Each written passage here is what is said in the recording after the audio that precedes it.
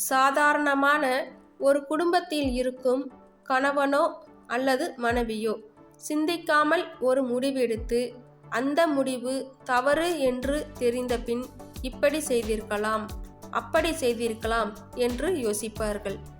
என்னதான் யோசித்தாலும் அவர்கள் எடுத்த தவறான முடிவினால் ஏற்படும் நஷ்டமும் கொஞ்சம் பெரியதாகத்தான் இருக்கும். குடும்பத்திலே இப்படி என்றால் ஒரு நாட்டின் மகாராஜாவாக இருந்து ராஜாவும் சிந்திக்காமல் அவசரப்பட்டு முடிவெடுத்தால் அதனால் ஏற்படும் பின்விளைவு மிகவும் பெரியதாகத்தான் இருக்கும். Hi friends, welcome to motivational basket. அரசனின் அரண்மனைக்கு முனிவர் ஒருவர் வந்தார். அங்கு இருந்தவர்கள் யாரும் இதற்கு முன் அந்த முனிவரை பார்த்ததில்லை. முனிவரின் கையில் ஒரு மாங்கொட்டை ஒன்று இருந்தது. அரசே, இது சாதாரணமான மாங்கொட்டை இல்லை, அபூர்வமான மாங்கொட்டை. இந்த கொட்டையை அரண்மனை தோட்டத்தில் நட்டு வையுங்கள். இந்த கொட்டை மரமாகி இதில் பழுக்கின்ற பழத்தை யார் சாப்பிட்டாலும் அவர்களுக்கு என்ன நோய் இருந்தாலும் அந்த நோய் உடனே குணமாகிவிடும், நீண்ட காலம் ஆரோக்கியமாக வாழ்வார்கள் என்று சொல்லி அரசனிடம் மாங்கொட்டையை கொடுத்தார் முனிவர். அரசனும் அதை முனிவரிடமிருந்து பணிவோடு பெற்று கொண்டார். முனிவர் அரசனிடமிருந்து விடை பெற்று சென்றார். மாங்கொட்டையை அரசன் அரண்மனை தோட்டத்தில் நட்டு கண்ணும் கருத்துமாக காத்து வந்தான். சில ஆண்டுகளில் பெரிய மரமாகி காய்கள் காய்த்தன.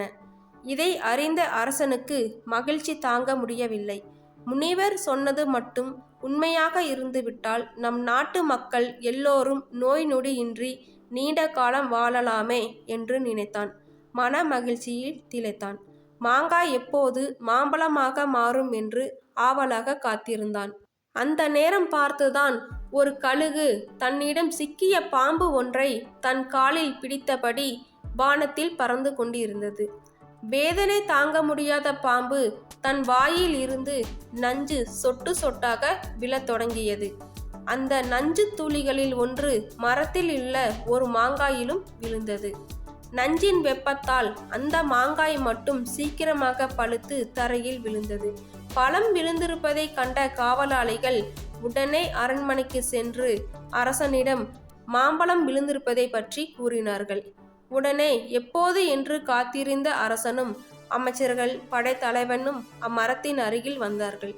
யார் இந்த பழத்தை முதலில் சாப்பிடுவது என்றான் அரசன். அதற்கு அமைச்சர், அரசே, முதல் பழத்தை நீங்கள் சாப்பிட வேண்டாம். இந்த முனிவர் சொன்னது உண்மையா இல்லையா என்று நாம் சோதித்தறிய வேண்டும். பிறகு நீங்கள் சாப்பிடலாம் என்றார் அமைச்சர். அரசனுக்கும் அது சரி என்று தோன்றியது. அதனால் பலம் பொருந்திய படைத்தலைவன் இந்த பழத்தை முதலில் சாப்பிடட்டும் என்றான் அரசன். படைத்தலைவனுக்கு சந்தோஷம் தாங்க முடியவில்லை. அதனால் அவசரத்தில் பழத்தை கழுவாமல் அப்படியே சாப்பிட்டான்.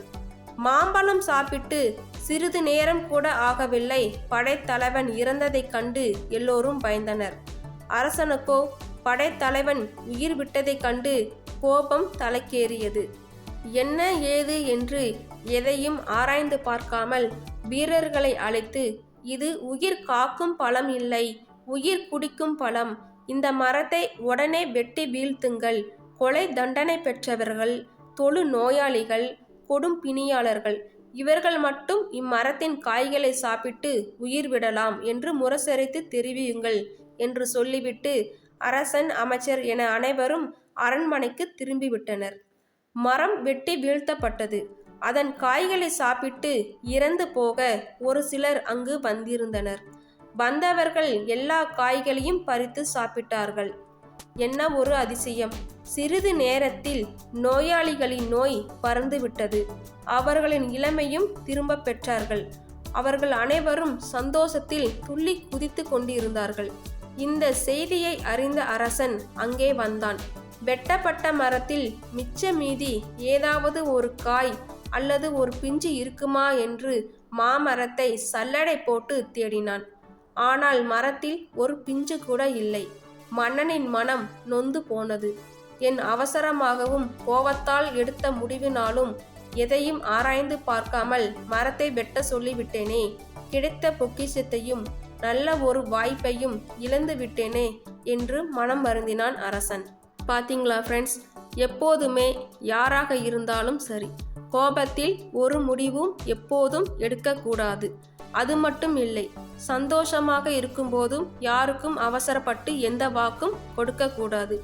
எப்பேற்பட்ட துக்கமாக இருந்தாலும் யாரையும் சட்டுன்னு நம்பிவிடக்கூடாது. எப்பவுமே எந்த முடிவு எடுக்கிறதாக இருந்தாலும் சரி, நிதானமும் மனம் தெளிவாகவும் அமைதியாக இருக்கும் போது மட்டும்தான் நம்ம மனசுக்கு நல்லது கெட்டது பிரித்து பார்க்க தெரியும்.